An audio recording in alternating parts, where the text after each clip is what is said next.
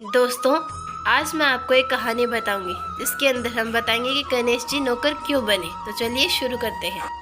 इस कहानी को गणेश जी के व्रत के बाद एवं अन्य किसी व्रत के बाद पढ़ना शुभ माना जाता है। इसको अंत तक जरूर पढ़े। जय गणेश, जय गणेशा। यह बहुत समय पहले की बात है। एक दिन गणेश जी धरती पर सैर कर रहे थे और सैर करते करते वह एक अनाज के खेत में पहुंच गए और भूख लगने के कारण उन्होंने खेत में से 12 अनाज के दाने तोड़कर खा लिए। वह खेत सेठ धनीराम जी का था। कुछ समय बाद विनायक जी को अपने किए पर पछतावा होने लगा, क्योंकि उन्होंने सेठ जी को बिना पूछे ही खेत से अनाज चुरा लिया था। और फिर गणेश जी ने सोचा कि अपने किए बुरे कर्म का प्रायश्चित तो करना ही पड़ेगा। इसलिए उन्होंने सेठ जी के यहाँ 12 साल के लिए नौकरी करने की ठान ली। उसके बाद अगली सुबह विनायक जी 14 से 15 साल के एक लड़के का रूप लेकर नौकरी मांगने के लिए धनीराम सेठ के घर पर पहुंचे और उन्होंने सेठ जी को अपना नाम गणेशा बताया। विनायक जी भगवान की बुद्धिमानी की परीक्षा लेने के बाद सेठ जी ने खुशी खुशी नौकरी दे दी।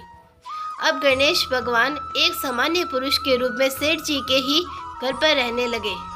और एक दिन सेठ जी की पत्नी शाम के समय घर का काम खत्म करने के बाद राख से हाथ धोने जा रही थी।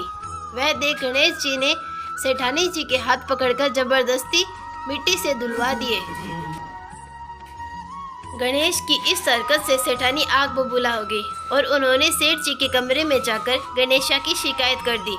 सेठानी से सब कुछ सुनने के बाद सेठ धनीराम ने गणेश जी को बुलाया और इस हरकत का कारण पूछा। गणेश जी बोले कि सेठानी शाम के समय राख से हाथ धो रही थी और ऐसा करने से घर की लक्ष्मी नाराज होकर चली जाती है, इसलिए मैंने उनके हाथ मिट्टी से धुलवाए। इससे घर पर माता लक्ष्मी की कृपा बनी रहती है।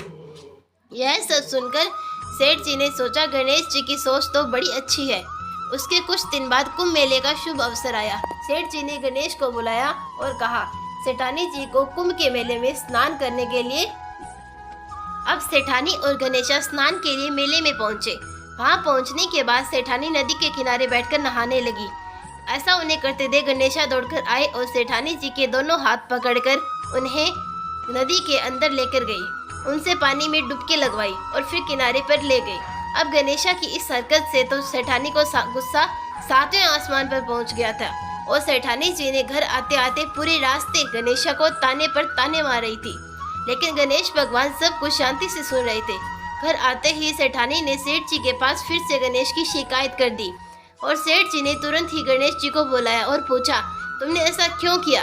गणेश जी बोले, सेठ जी, सेठानी नदी के किनारे बैठकर गंदे पानी से नहा रही थी, तो मैंने उन्हें नदी में ले जाकर साफ पानी में डुबकी लगवाई। ऐसा करने से उन्हें अगले जन्म में बहुत बड़ा राजपाट और वैभव मिलेगा। सेठ जी ने सोचा कि गणेश के विचार कितने अच्छे हैं, मेरे परिवार का भला सोचता है। कुछ दिन बाद सेठ जी ने घर पर पूजा थी और पंडित जी के आने के बाद सेठ जी ने कहा कि गणेश की मूर्ति ले आओ। तब सेठ जी ने आज्ञा दी कि गणेश जी सेठानी को बुलवाने गए। उस वक्त सेठानी काली चुनरी ओढ़कर कमरे में बाहर आ रही थी, पर गणेश जी ने उनकी चुनरी जो काली ओढ़ी हुई थी वो फाड़ दी और जिससे सेठानी नाराज हो गई और गणेश पर चिल्लाने लगी। चिल्लाकर की आवाज़ सुनने के बाद सेठ जी तुरंत आ गए और गणेश जी ने देखा कि सेठानी उनसे उनकी शिकायत कर रही है, तो सेठ जी ने पूछा कि गणेशा, तूने ऐसा क्यों किया? तब गणेश जी ने कहा कि काला वस्त्र शुभ नहीं होता, वस्त्र लाल शुभ होता है, इसलिए मैंने फाड़ दिया। इससे शुभ काम सफल नहीं होते, इसलिए मैंने ऐसा किया। सेठ जी बोला कि गणेश, तुम बहुत अच्छे हो। फिर एक दिन सेठ जी ने नया कारोबार शुरू करने से पहले घर में पूजा रखी थी। पूजा करते करते उनको याद आया कि पूजा की सामग्री में गणेश जी की मूर्ति नहीं है। तब उन्होंने नौकर गणेशा को पूजा घर से भगवान जी की विनायक की मूर्ति लाने के लिए कहा। गणेशा बोला कि मुझे ही मूर्ति समझकर विराजमान कर लीजिए, आपके सारे शुभ काम सफल हो जाएंगे। यह बात सुनकर सेठ जी को गुस्सा आ गया और गणेश बोले कि तुम सेठानी से मजाक करते थे, अब मुझसे भी करने लगे हो। गणेश जी मुस्कुराते हुए कहा, मैं सत्य वचन कह रहा हूँ।